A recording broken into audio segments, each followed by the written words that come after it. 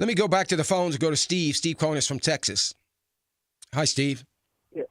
Good morning, Dan. Good morning. Just bless you and your ministry for what you do for us poor common folks. Well, thank you, Steve. I recently retired, and I applied for Social Security, and then somebody told me something. They said, don't take your I'm 68. Okay. They said, don't take your Social Security to your 70, because if you have anything in an IRA and you draw it out, that you get taxed in almost the highest income tax bracket against Social Security, that I've heard anywhere from 56 to 84% of whatever you draw out of your IRA is taxed extremely heavy. That they seem to be out to punish the older people that have worked hard and saved and invested. Amen to that. And I wanted to get your feel on that, if it's wise to just go ahead and start pulling some of that money out of there and live on that and let the Social Security grow that's 16% for 2 years. I would. I think it is wise. I said it often on the program.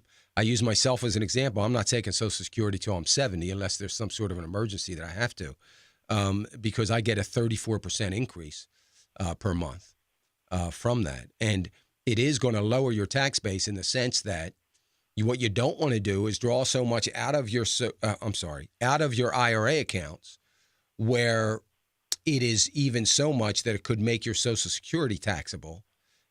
Right now, you're in a place where for the next couple of years, you don't have to worry about that. You can draw out what you but in want. 2 years, I will have to worry about that. You will. So take as much as you...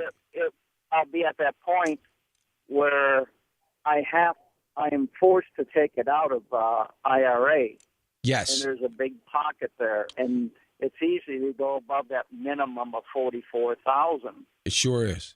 But here's the thing, Steve, I would say to you, my position always is, when I do town hall meetings, when I talk here on the program, that I think everybody ought to have a strategy by which they're drawing money out of their IRA account. Now, I forget waiting till you're 70 and a half. Now, you don't have to use it. Doesn't mean you have to spend it. Maybe you don't need the income. That's fine.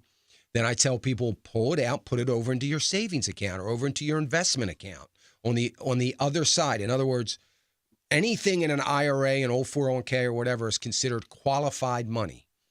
Anything in an investment account, you can have the same investments or whatever, is not non-qualified. So my goal, I think everybody's goal ought to be, is to get money from qualified to non-qualified. And you ought to be working on that every single year.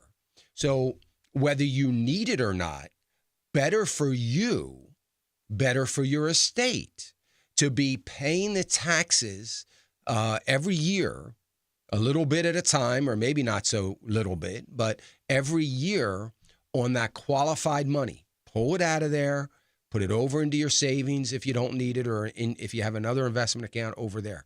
So I think you should be doing that for the next 2 years, 3 years, and continue to do it. Obviously, you have to at 70 and a half.